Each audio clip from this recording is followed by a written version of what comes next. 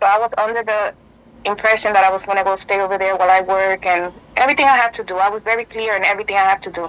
I want to make this clear. I come from this.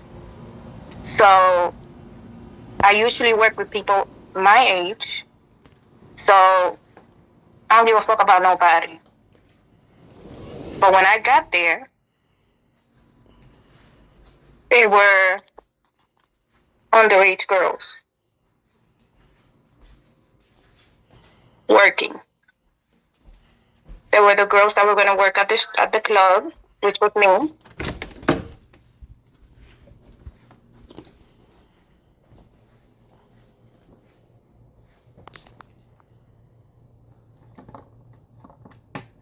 So I go there to work, and the speech of we're a team, we do this as a team, we're working together. Tea time. We're working together. We're a family. We're this. We're that. That was an everyday thing. An everyday thing. We needed to have the speech of how we're a family. We need to work together and we need to do this together. Whatever. So first incident was two girls got to the home and they were not arguing, but one of the girls was trying to get the other girl not to say something. And TKO was standing in front of them and the girl was like, tell him. And she's like, no, we'll talk about it later. And the girl's like, no, I want you to tell him because in this game, if you don't tell, you get hit. So the girl's like, no, let me tell him later. Tell him, let me tell him later. So the girl walks away and they both walk away, but the girl got scared because obviously it's already there that now I need to tell him. She comes back and she tells him she forgot to give him a certain amount of money. And he's asking her, why would you forget? Why did you forget? Well, the reason why she forgot is because she didn't really forget. It was that she had a conversation with another pimp and he gave her a certain amount of money and she took it. And she's not supposed to take money from people that are not clients. You're not supposed to talk, have a conversation with other pimps or whatever. So she got hit and I lost it. And I said, she's already telling you why, that she forgot to give you the money. She's already telling you.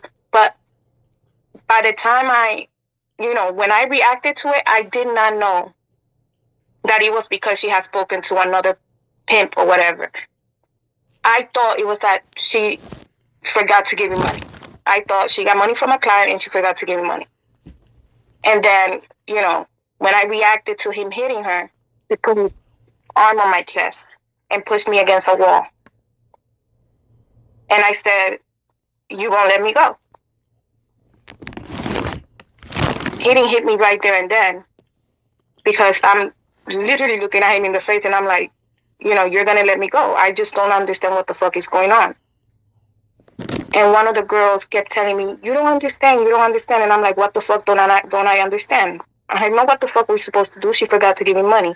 Well, then later on that night, he came and explained to me what the fuck it was. And like a stupid ass, I'm like, well, he has his reasons. She's not supposed to talk to nobody else, whatever, whatever. So then, we're working. I'm sorry, I'm not about the little details because it's take too your much. time, baby. No, you're not. Don't say sorry. I can't speak about everything that TKO does because it's too much. It's okay. Go ahead. You got I'm it. just gonna say how it was. So we continue working or whatever, and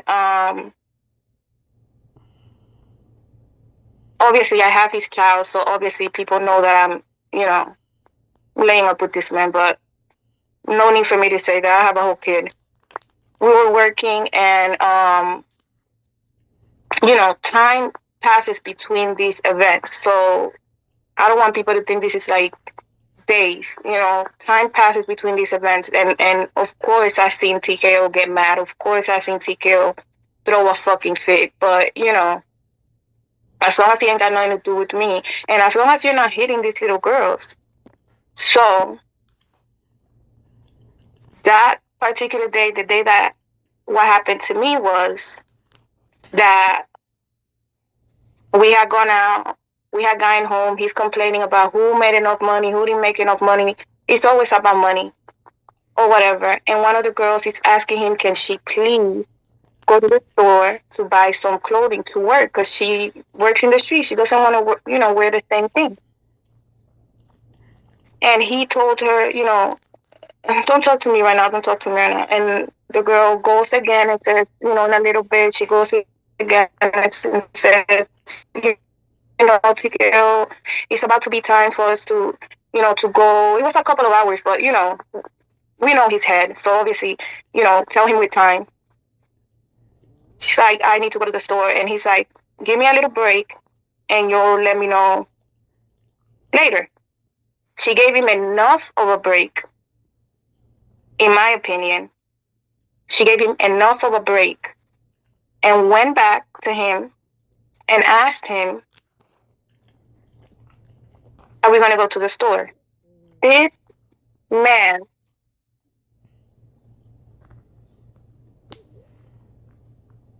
lost it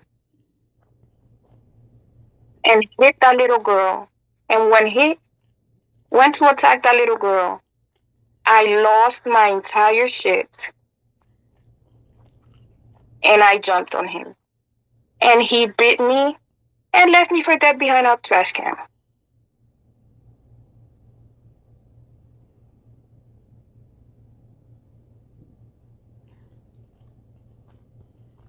I don't know. I don't know if I could show the pictures. I don't know how it works, but the pictures are on YouTube either way.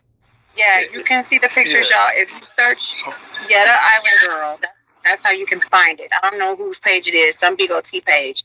The whole interview is there. She showed all the receipts, real big. Y'all can see how he bruised her on her chest and her face. Yes. Damn near died. And she never went back. She never told him that she was pregnant. That's how she found out. That's how she found out she was pregnant, in the hospital. Jesus. This is what a grown man did to this woman. Y'all. Oh my gosh. Look at her chest. You see it in her face. Like, this is serious. Oh my goodness. I'm so sorry you went through that. Yes, and he claims that he's never met her before. He claims that he's never met her. He don't know this lady. Her story is almost just like Beautiful Lovely, y'all. You would think that they were there together. But it was, Beautiful Lovely came like 4 years later. And the same shit. He was doing the same shit. She's 2012. If she's 2012, she came. Yeah, because that was only like 12 years ago. Like 3 years. 3 years. My son is gonna be 17. So yeah. Wow. Yeah, TKO really acts like she never existed. He told me I was like one of his first. So he really acts like she never existed. He's been doing this a long This man is gonna be 50 years old. He's gonna be 50 years old. Do you really think you're one of his first? Right. He's 49 years of age. I believe. He's 49 years old. TKO is 49 years old. He's actually 49? Do you really think TKO I thought he was 40. When has he born not in done this before? 1984? So he says that in the police report, it says he's 39. And that was 2014. It's 2024. Wait. No, he says that he's 29. He's 49 years old, my love. That man is about to be 50 years old. Do you really think he hasn't done this his whole life? That's all he knows. Let me pull it I up. thought he was 40. I thought he was born in 1984. I'm going to confirm it. I'm going to double check. If you read the report, in the report it says 39. If I'm not Wait, which police report you talking about? What police report? The coercion, when they arrested him for the little girl, for raping the little girl. Mm-hmm. Let me see. He says 39 years old. Me and TKO went to Wells Fargo and opened up a joint bank account. Social security numbers was involved, IDs and stuff. So according to the ID that I saw, he was born in 1984. So I'm 39, he's 40. But he also said that a lot of other shit that wasn't fucking true. And people say that he's not even really a Pisces. He was really born in September and he changed his birthday. So I can verify when you're done. Not to bring up other broadcasters on here, but Ari and K9. I want it to be verified. Stuff like that. I want it to be verified. But I'm just letting you know, honey. Yeah. You're not the first. Okay. And you won't be the last. Alright. Alright, so the date of birth, I just want to confirm it real quick. His date of birth is 3/7/1984. This is what it's showing on the. Okay, so he's 39. Okay. Well, this was this was in 2014. He was 3/7/84. So how old is he? 40. Okay. So he was 29. Yeah. When that happened. Okay. Okay, so we got it clear. Listen. You're not the first. You won't be the last. No, I don't give a damn what he says. I don't give a damn what TKO says, honestly. I don't care. Let me just say this, y'all. You know, since he's been on this app, he's been taking 10 years off his age, right? He lied. He's been telling us that he was 28 when he was really 38. He been lying about that for a long time. So I wouldn't even put it. And when you meet him in real life, the nigga could be motherfucking 50. He looked 50 to me. You never know what to believe with this man. So that motherfucker crazy. So I'm gonna read something. I don't stress myself out with what TKO got to say, honestly. Man, it's all he does is lie, even to this day. If you Google TKO Capone, he wrote his own thing talking about TKO is one of the biggest rappers in the United States. He's worth millions of dollars. It say he aged 28. The whole shit is made the fuck up. So y'all do it. Just go Google it. Google it. See if I'm lying.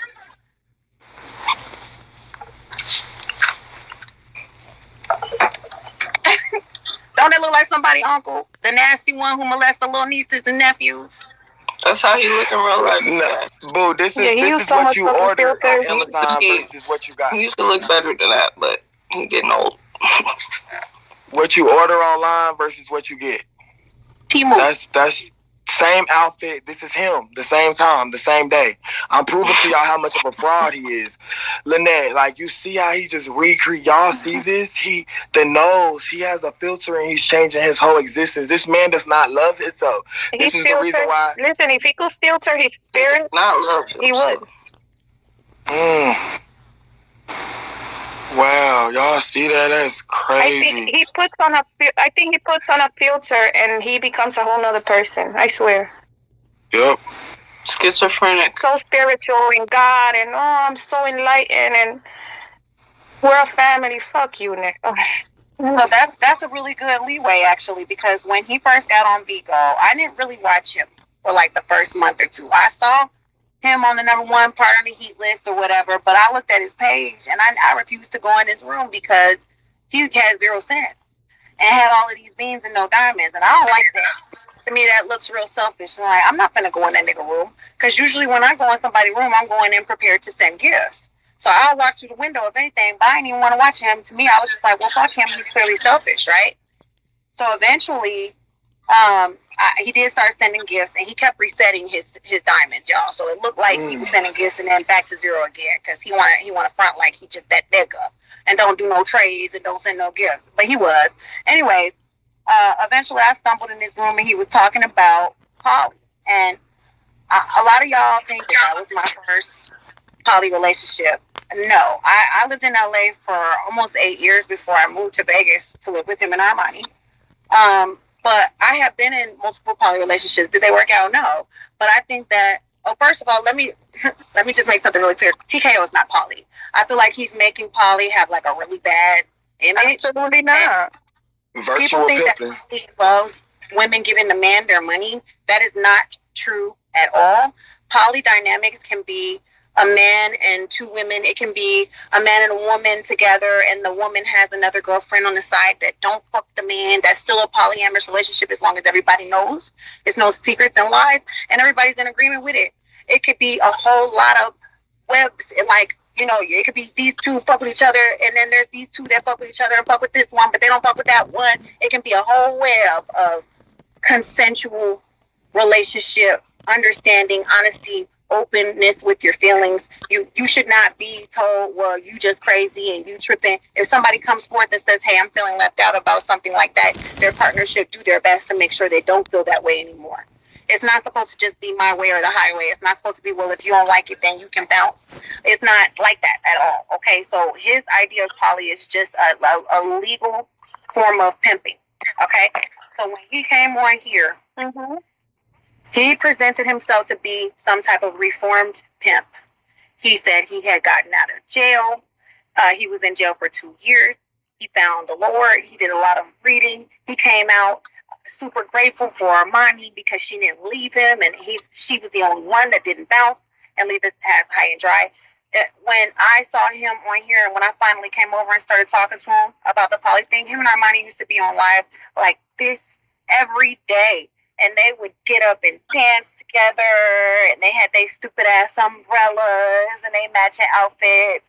But they would gloat about how they had been together for almost 14 years, and they were just so happy. It seemed like they were so cute together, and they had a brand, and it was corny, but it was working clearly.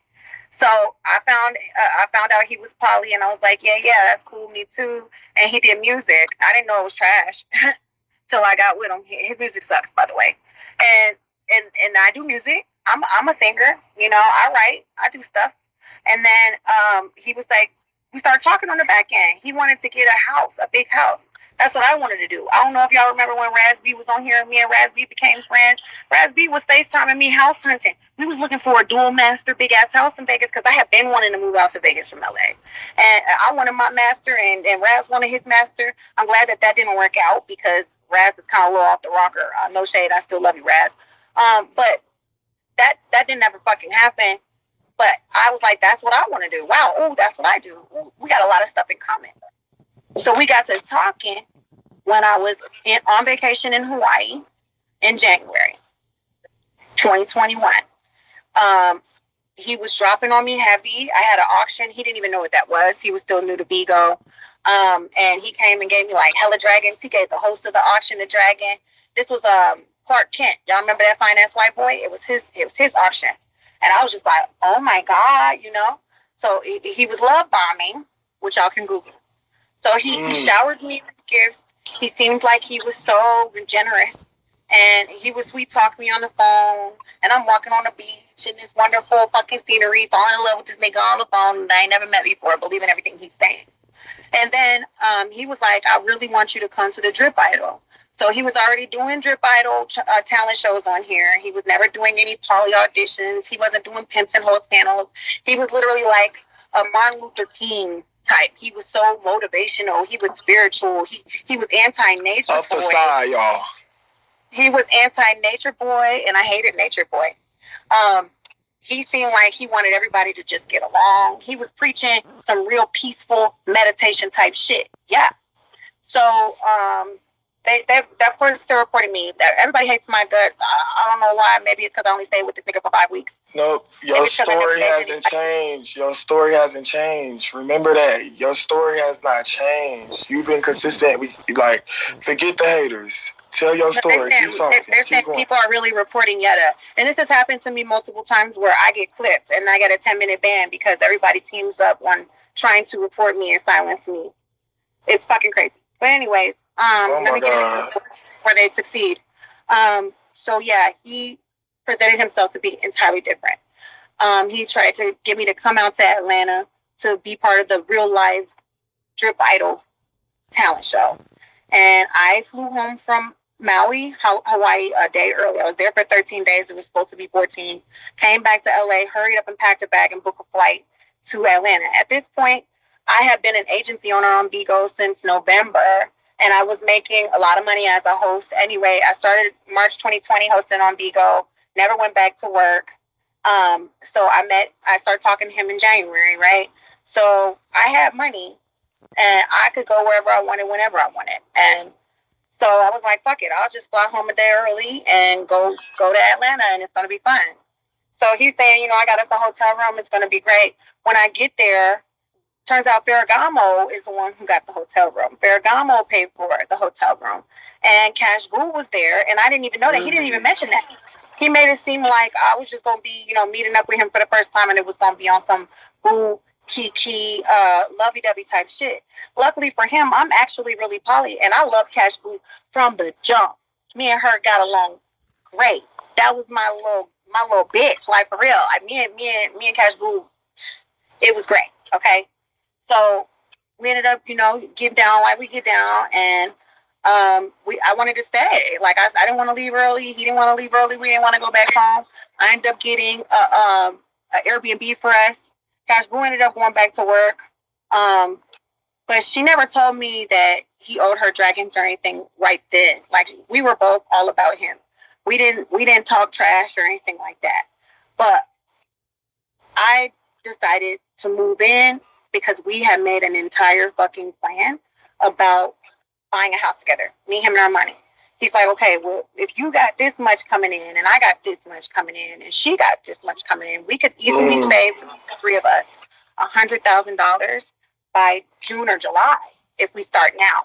And I was like, yeah, I'm with the shits. Like, fuck the bullshit. I'm down. It would have been an awesome plan had he not been a swindler. So I wanted to help them. They acted like they wanted to help me. We could have been a great team. In my eyes, I thought it was a great plan. And so he was rushing me to get out of my apartment in LA because after 6 months of living there, and I've been there almost 8 years, I had one month to month. So I could just give him 30 days notice and bounce whenever I wanted. So he's like, the quicker you come, the less you have to spend on rent there because we already got a house here. You won't have to spend $1,100 on your rent. We could put that towards the pot for the house. So I found out that they ain't had no credit for real. I told him I would put you guys on my credit, and you stop spending stuff in your debit card. Spend it on credit cards. This is how you build your credit. You use it, and then you pay it off. You pay it down. So the money that you would have spent on gas or groceries or whatever, you charge it, and then you take the money that's in your bank account, and then you pay the credit card. That's how I do it. And I done fucked my credit up in college, y'all. I'm 39 now. I learned my lesson. I had been banned from bank accounts for an entire year, blackballed, blacklisted. I couldn't even get a bank account. I was so in the hole. So I waited that 7 years for my shit to restart, and I built my shit up. So I had good credit. I know what the fuck I'm doing now, okay? So I was trying to help them. I was trying to educate where, we could be a team and you have these strengths and I have these strengths or whatever. So when he came to pick me up from LA, he rented out this little tiny SUV and then told me, we don't need no coffee table. We don't need this and that. This one, I have been to their house. Like, I've seen it. They do need a coffee table. They do need these things that I have on deck. And he wanted me to leave it all talking about some, no. When we get the new house, we're going to buy new shit anyway. We don't need none of that old shit, whatever. Just leave it here. So I couldn't even fit enough of my memories. Like, I have everything from my childhood drawings and, like, pictures and stuff. I didn't want to just get it all, like, just throw it away. So I'm like, well, we're going to have to come back and get the rest of my stuff. And he said, nah, he threw a fit about that. Anyway, on the way, the drive from LA to Vegas, he told me to call the bank and put them on my credit. He was like, you said you was going to put us on your credit, right? Do it now. So I did. I called and I put them on my Southwest card and my Amazon Prime card. And then we ran out of gas because this nigga is so fucking irresponsible. I don't know what kind of grown man doesn't pay attention to the motherfucking gas gauge. We ran out of gas on the side of the highway, and I had to call an Uber and then call the Uber driver and beg him to stop and buy a gas can, fill it up with gas, and then come to us. And then I paid him for his time, his extra effort, the gas can, and everything. It was fucking crazy. I could not believe it. I should have just turned right the fuck back around. Take me home. Oh my God. So when we get there to the house, It wasn't until I moved in that I realized they were renting their Malibu, paying Enterprise every Friday to rent that fucking Malibu they was driving around. And when I found that out, I was flabbergasted, and I begged him to just let's go to the dealership right now. I can, with my credit, we can go to the dealership. I can drive off the lot with that Malibu, no money down. I guarantee you, we can. That is a waste of money. I don't want my money being flushed down the drain. Why are you renting a car? That is fucking stupid. He said, no, we can't. If we're going to buy a car, it got to be a Bentley or better, because I had a Bentley before. We can't have no Malibu. I'm like, it could be my car. It could be my car. I don't mind. I could drive a Malibu. Like, I don't care about that shit. But he refused. So then later, I get paid from Bigo, and he gets up in the morning, checks his bank account first and foremost. So he knew Payoneer had dropped. That's how we cashed out on Bigo, y'all. I didn't have no idea. He had me up in the bedroom, in the master, put his hands around my throat, pushed me up against the closet door, talking about why you wouldn't pay me that money? You know that Payoneer drop. And I was like, I didn't know. I didn't even realize that. I didn't check my email today. Like, damn. And then I told Armani what he did, and I said, so wait a second. I didn't know he wants me to pay him all my money every time I get paid. That wasn't discussed. I did not realize that he expected me to always give him every dollar. My bills come out on auto pay at this point. So I was like, I'm not comfortable with that. Especially after one day he called me downstairs and he's like, Chanel, because he made me change my fucking name. And I told him that Yetta Brown is not even my real name, y'all. My name is Robin Skinner. And I already built this brand in 2004. This is my stage name. Like, I've been doing music since 2004, bro. This is all my social media. I have Brown Talent. Room 21, all that. Look, Chanel got to do it. Yeah, I'm from Room 21. I already got clout. I had like Instagram, talk about it. 90K fans on Instagram, on Facebook before I even came over here. I have 666,000 fans on my Facebook fan page right now, y'all. People act like TKO put me on or I was trying to clout chase. I ain't never heard of no goddamn TKO clone, and this nigga is clearly a clown. People knew me, bro. I had my own platform. So she's not lying. And I refused to change my name to anything on anything but Bigo. So it was very confusing. I hated it. So I didn't even answer to that shit. He's Chanel, come downstairs. I come down and he wants to buy a Bentley. He wanted me to use my credit to buy an old ass motherfucking Bentley. And I was like, that's not what I came here to invest in. Like we said, we was going to get a house, not no Bentley. I don't care about shit like that. That's not what I signed up for. So we ended up applying for it anyway. It didn't get approved because the car is old as shit. So anyway, you can't finance something old that's going to break down anyway. Anyways, good. I'm glad it didn't get approved. But, I'm skipping shit. The second night I was there, TKO was on live, and me and Armani was in the studio. Me and Armani was sitting on the futon behind him, and we didn't pay him no mind. She was off of Four Locals, and you know how she get on Four Locals. She get tipsy quick. We was all taking selfies. We hugged up on each other. We making, kisses on each other's cheek, taking pictures and stuff. And we was just a kiki and getting along great. He felt some type of way that we were not making him the center of attention. He does not like that. Like, y'all remember how he used to perch me and Armani behind him in them uncomfortable ass plastic bar stools? While he was on live, we just have to sit back there and look cute. We didn't dress alike. He used to prep us before we go on live. This is what we're going to do. We're going to bring this type of energy. And he got the ring light set up all the way up here, looking down on us so he don't look like a fucking midget. I hated that shit. Those chairs were uncomfortable, and I'm like, nigga, do you know who I am? I'm not no background bitch. I'm Yetta. When he wanted me to be a judge on Drip Idol, I hated it.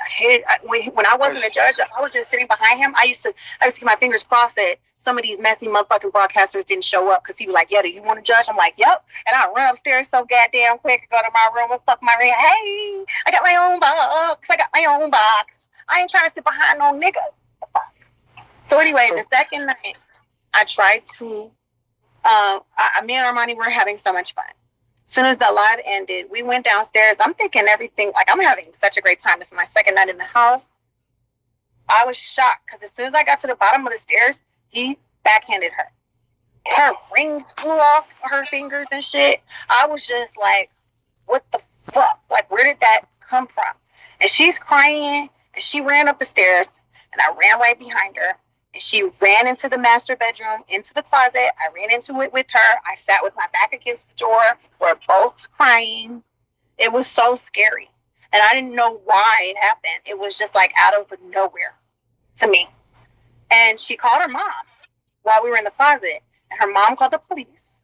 We didn't know because we didn't come out of the closet for like 10, 15 minutes. He was gone. As soon as that happened, he left the house. He fled. And then the police showed up, and Armani went to the door and told them that nothing was going on. And then she said that she was going to leave. She was calling an Uber, and she was going to the airport. Her mom was going to book her a flight, and she was going home.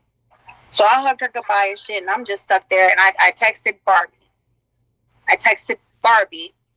And she just telling me, girl, she about to go, so you're going to have to step up. You about to be the bottom bitch. And I don't know what the fuck she's talking about. But Barbie was like the only person when I first got with him who was in support. She was so excited for me. And at this point, we had never met each other, but I was in her family, the Bunny Ranch. So I was like, okay, I don't want to take over for Armani.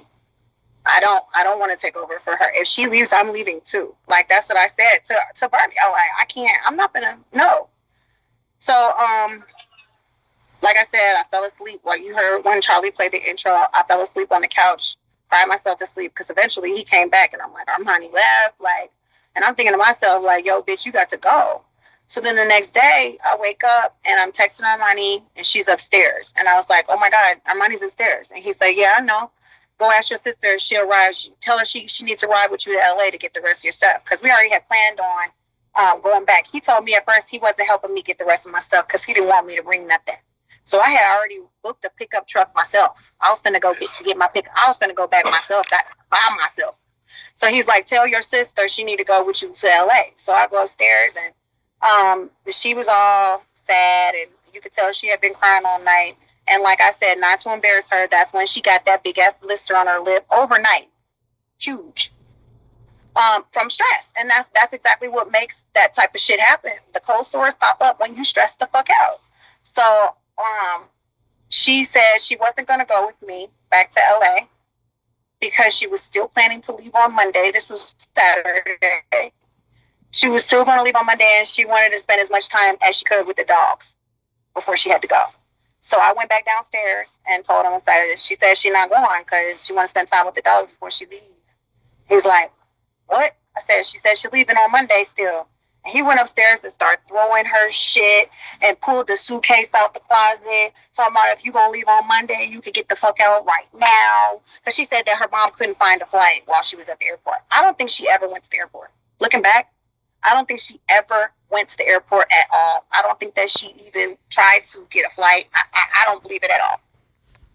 And she's like, I don't want to leave. She's crying, like telling him she's sorry and all of this or whatever. So I'm just like, okay. And at this point, I don't want to leave Armani there by herself.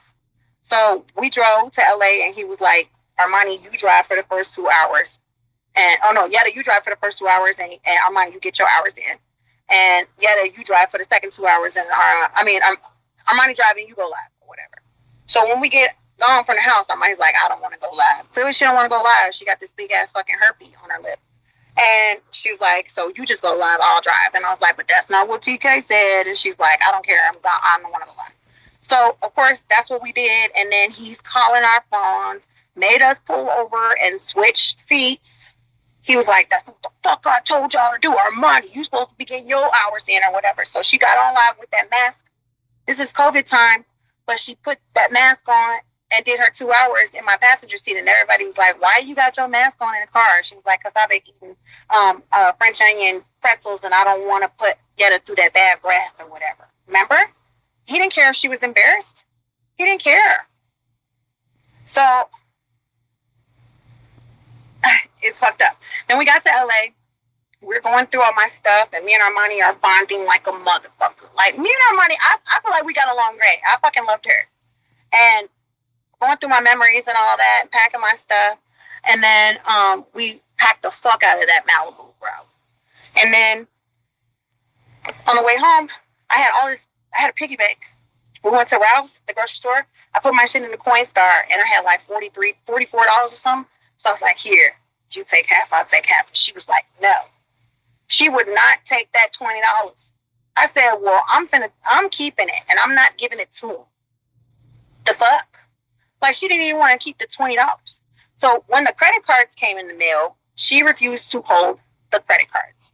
They had each gotten credit cards, Southwest and Amazon Prime, with their names on it. They were literally added to my account.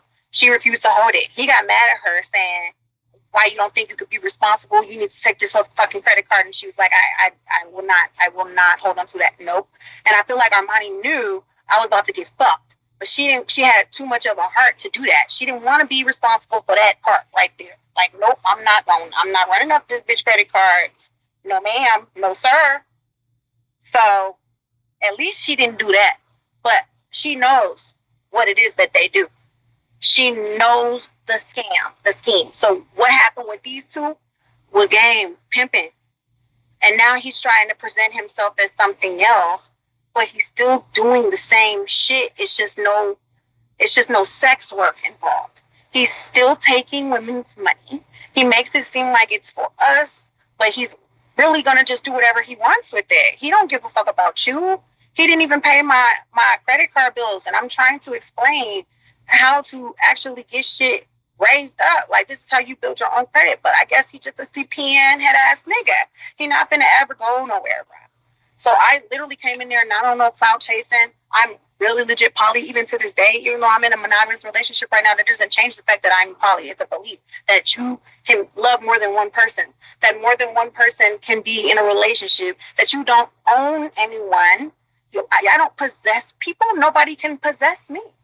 So that's what polyamory is about. Working together, not being for self, and not having control over anybody else. Like, people should be able to be happy. Anyways, it took me about 5 weeks to get the fuck up out of there. I lived there for 5 weeks. I could tell that things were not changing. Like I touched on earlier, when he left the house for like 8 days, I was already looking at apartments and shit. I was already like, my mind was made up. 10 days in was the shake to the face, by the way. No, TKO never laid his hands on me, but he did throw a shake in my face. I don't have the video, y'all. You know in how the this car, is correct? I remember that. Right? So the Wasn't shake it in story, the car? yes. When I moved to Vegas, I was so excited. Coming from LA, it never gets hot enough to really go swimming. So I was so happy to live in Vegas finally, even though these niggas didn't even have a pool. The house was so fucked up. Anyway, I wanted to go swimming so bad. So my friend from college came to town for a bachelor party, and he was with 8 other dudes, and a lot of them came from my school. So these were like homies from the back, like way back in the day, frat boys. And if y'all don't know, I'm Sigma Gamma Rho, historically black sorority. These was Kappas. So I was like, hey, Dayron's in town. I already told him who that was. He's the one who nicknamed me Yetta.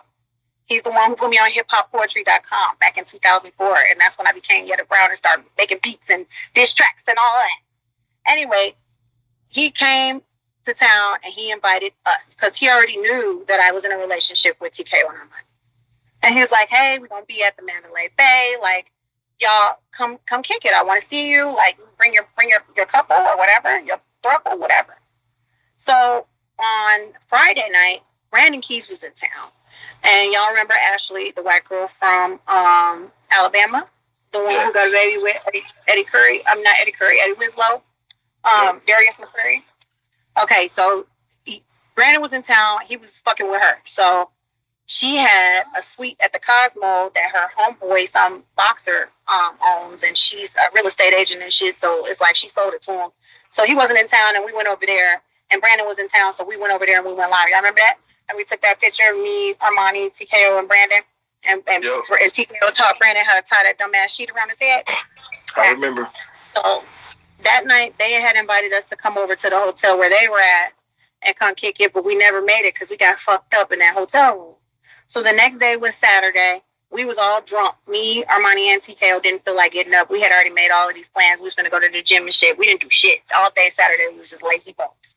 Then Sunday comes along, and we got to go to the gym today. We didn't go yesterday. We got to go today. So we went to the gym.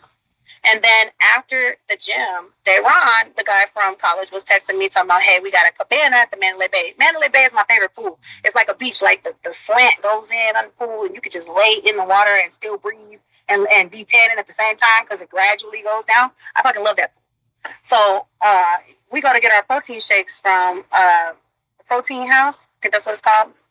And he went inside to go get them. And I was just like, texting Dayron, like, okay, I'm finna ask. And when TKO got in the car, I was like, hey, Ron and them got a cabana. I want to go swimming. You know I've been wanting to go swimming. And he was like, no, because it's going to take me too long to get ready. And I said, what you mean get ready? All we got to do is take a shower and put our swimsuits on. And he said, stop fucking asking me. I said, no, we not finna go. I said what I said. Maybe we can meet up with them later and maybe not. I don't want to hear shit else about it. So I'm in the passenger seat like, mad, huffing and puffing, pout, right? And if y'all remember, me and Armani attempted to put together a dresser that I bought from Target like weeks before that. So when I realized we weren't finna get to go, I said, well, fine. Then can at least you help me put together the rest of that dresser? He said, I don't know why you bought that ugly-ass dresser in the first place. That shit ugly as a motherfucker. And I'll push it together. I'll pay people to do stuff like that. And I said, well, it's a man's job. 20-ounce shake to the face. I'm in the passenger seat. This nigga is right here. He threw that with all his might at my face. And the whole exploded. And people still laughing out. It was like a huge joke when I told y'all the first time. Motherfuckers act like this shit is fucking funny. Like this shit is cute. That's degrading. That's not funny. That is not. And the worst part about it is we were literally right outside the house. We were about to pull into the driveway. And he did this. And I'm like, oh, I could not fucking believe that this shit just happened. And it was everywhere. All over me. The lid from the cup cut my fucking lip. And I got out of the car. And Armani did too. She was in the back. And then he just peeled off down the street. There's speed bumps on that street. He busts a U-turn and then start gunning at me and Armani in the middle of the street. Like he was about to run us over. So we both ran into the driveway, and then he left the car in the middle of the street, opened up the door, didn't even close the door, and starts coming at me like a fucking bull. And I kept backpedaling, and I had I stayed with my motherfucking water bottle, and he was trying to snatch my water bottle out of my hand, and I don't know what he was gonna do with it. So I held on to my water bottle, and I'm just backing away from him. And finally, he went in the house, and I got back in the car because I didn't want to go in the house with him. I took a video. Y'all, if those who were here, y'all remember the video of me. Like, this is what he does. Like, I'm showing my face covered in fucking chocolate and the whole ceiling and the whole side of the fucking car. So, eventually I went in the house. I quietly went to my bathroom in the hallway and took a shower and came downstairs and told Armani I was about to get an Uber. While I was in my room, I went on U-Haul. I got me a 10-foot bin. I ordered 2 movers. I got boxes. I got tape. I got everything I needed. And then I showed back up to the house, and luckily she didn't fucking snitch on me. He was shocked when I come to the door, and it's me with 2 random dudes in a moving truck. And then he's immediately went into his fucking mode of fakeness. He put on fake-ass, old-ass R&B breakup songs, went live while those movers were there, and tried to act like this was a storyline. He tried to make everybody think that this was just fake. Because he kept acting like, yeah, Chanel leaving me, y'all. And he kept trying to come in my room while I'm trying to pack everything and say, you don't really want to leave. No, don't do this. You don't want to leave or whatever. And I'm like, yo, this ain't a fucking joke. Get off live. Why are you live right now? Shut the fuck up, ID number. If I'm not talking fast enough for you, then you can bounce. So he ended up telling them to leave. He told them we were done here. And I wasn't done. I called Kyra. Kyra I had never met in real life. She lived in Vegas. She came over there and helped me finish packing the rest of my stuff. I didn't even have enough room in the 10-foot van to put all my boxes and stuff. Kyra came over there with her taser, bro. Kyra wasn't playing. Big up Kyra. Shout out Kyra. Yes. Yeah. I put the rest of my stuff in Kyra's car. And Kyra took me to the hotel where my homeboys are staying. And me and Kyra had a good old time. We went live with them. I spent the night over there. The only thing was I was trying to find an Airbnb, but by the time we got done packing all my stuff, you couldn't book for that night. It was only available for the next day. And I was trying to find something that could take my cat because, Bobby was there, my cat. So Armani came in my room. She's like, TK said you could leave Bobby here if you needed to overnight. You could come and pick him up in the morning. I was like, I guess. Like, I can't bring him to the fucking hotel. So I went with Kyra. The next morning, I went back to their house, and I was waiting for my friend to respond to me because I had already reserved a storage unit to take my stuff to while I was trying to find an apartment, right? He wasn't responding, so I'm sitting in my empty ass room on the bed, like waiting on my boy to hit me back. And then I went downstairs and I was trying to ask for my money back because I had already contributed like $9,000 at this point. It's 10 days in. I moved there 10 days prior. And they talking to me. He's like, I'm not giving you nothing because you're the one who's just giving up on us. Like, I'm sorry. I'll never do anything like that to you again. Like, please, we're supposed to be making this work. What happened to building? So I ended up changing my mind and being like, yeah. And I'm really thinking I want my money to make sense. Like, if I already done invested this much, okay, maybe I should give it another shot. Let's see. I want for this to work out. Right? Trying to be optimistic. I never should have fucking stayed. So that was like March 28th. I moved in on March 18th or 19th, one of them days. So it was like still March. For April, he asked me what I wanted for my birthday, April 23rd. I said, for my birthday, I don't need anything from you. I just want to be able to pay my own bills for my birthday. Can I keep my money for the month of my birthday so I can pay my credit cards down since you're not doing it? Because it was a big behind the scenes argument every fucking day. I'm asking, what about the credit card bills? He's telling me I don't want to hear shit else about the fucking credit card bills. Do not bring the credit cards up. I have a plan, baby. You gotta trust me. That's not important right now. Okay, so he agreed. He was really reluctant, but he agreed. That's the reason why I was okay when I decided to leave, y'all. That is why I was okay, because I paid my shit down during that month. I paid my shit down. So I had money. I had money to go get furniture and shit. I leveled up like that because I have available credit, like a lot of it. So it was cool. But on April 23rd, that's when we went out to Red Lobster for my birthday and got all dressed up in our Fashion Nova outfit like it was supposed to be some fucking fancy ass outing. And I got so pissed off when he wouldn't taste that bacon wrapped scallop. And I'm looking at him like, this cannot be the nigga I chose. Y'all have no idea, man. Every single day that passed, I looked at him with more and more disgust. Like, you are not daddy-ish. I thought you was daddy. You're clearly not fucking daddy. You are a clown. I am ashamed. I never should have got with you. You get on my fucking nerves. Like, I was so annoyed. And I can't fake it. So when I got so mad about that scallop shit, he dropped me and Armani off at the hotel and pulled off like he punishing us that he not coming upstairs. He thought he was going to ruin my birthday. And when we got upstairs, Armani's like, you can't act like that while we're on live because it makes us all look bad. I said, I'm sorry, I can't be fake and phony like you. And that really hurt her feelings. She said, I really hurt her feelings when I said that. I'm not sorry. That's true. You are fake and phony. You put on a fucking face. You act like everything's okay. And it's not. I cannot do that. I will not do that.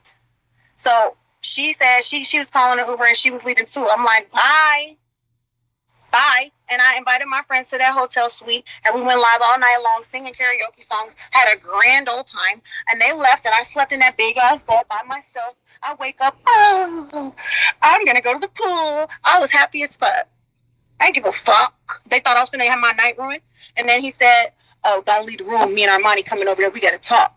And it took forever to get there. And when they did, they gave me that dumbass ultimatum that I needed to apologize for calling them childish and basic or whatever. Hey, honey, I'm glad you could make it, baby.